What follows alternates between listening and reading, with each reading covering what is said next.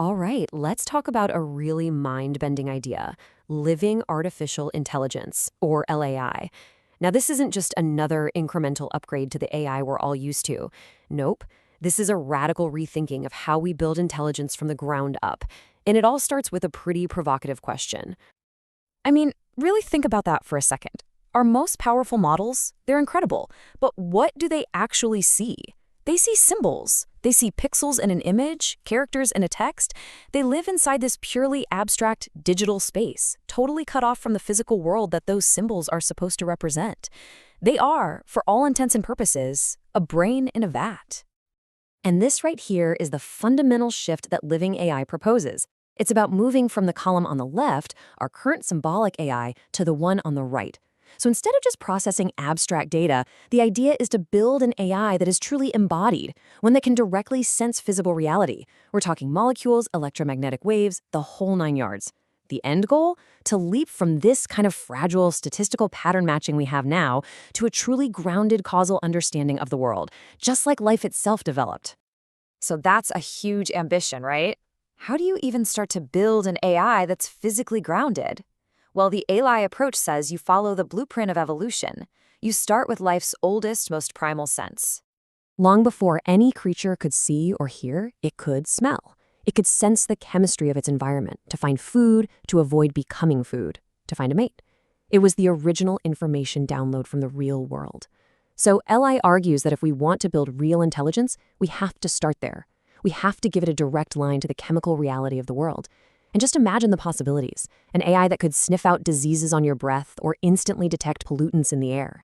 The technical framework for this is called Digital Olfaction Mapping, or DOM.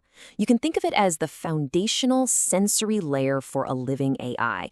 It's a system designed to teach a machine how to understand the world not as a picture, but as this incredibly rich tapestry of chemical information.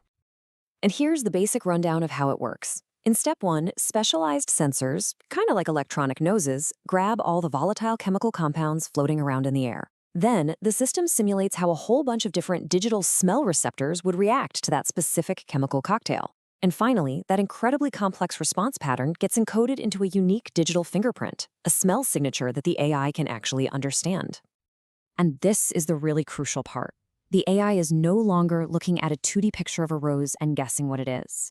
It's directly sensing the unique blend of molecules that creates the scent of that rose. It's a direct connection to reality at a chemical level. This isn't just a fancy new sensor. It's a completely new way for a machine to know its world.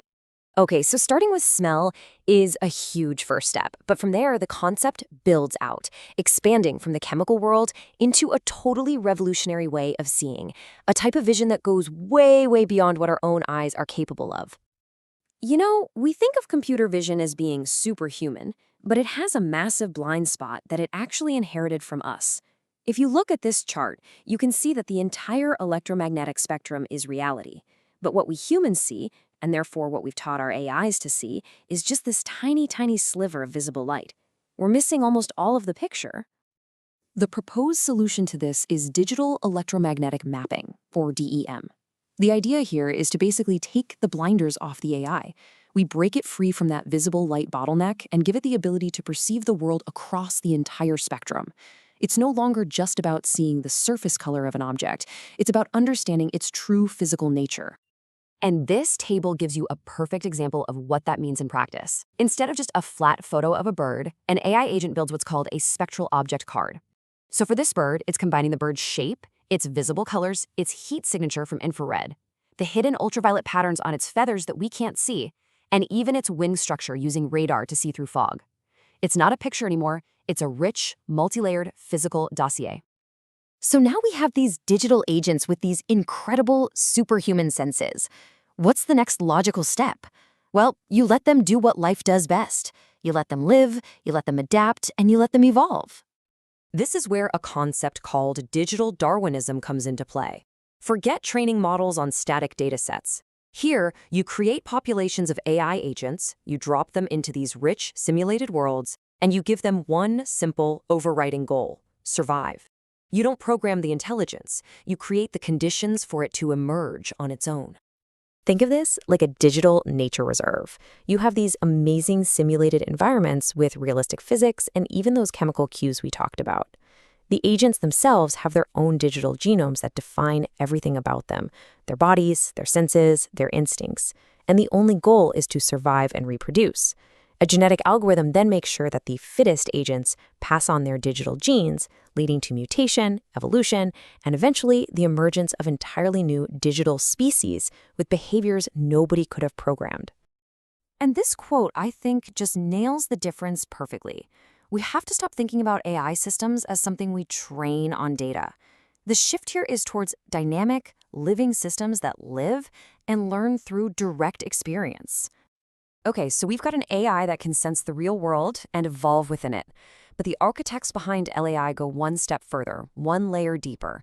They propose a whole new foundation for intelligence itself that goes beyond software and questions the very nature of computation.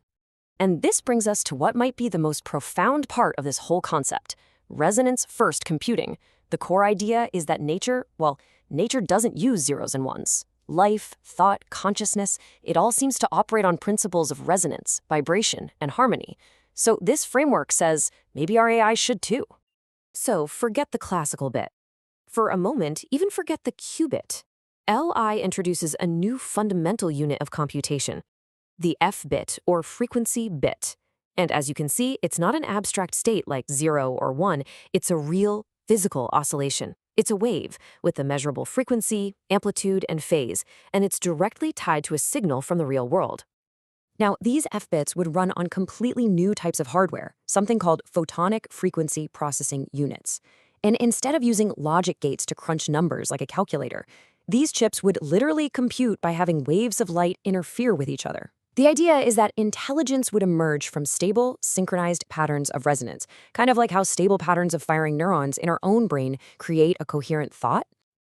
And this quote really brings that whole philosophical idea home. It's a future where we don't painstakingly write intelligence line by line of code. Instead, we grow it, we tune it, we resonate it into existence inside a physical system that mirrors the way the universe actually works. Which leaves us with one final big question to chew on. If you have an AI that can directly sense the physical world, that can evolve over generations based on its will to survive, and whose very thinking process is a pattern of physical resonance, well, at what point does that word artificial even mean anything anymore? It's a thought that really starts to blur the line between what we consider machine and what we consider alive.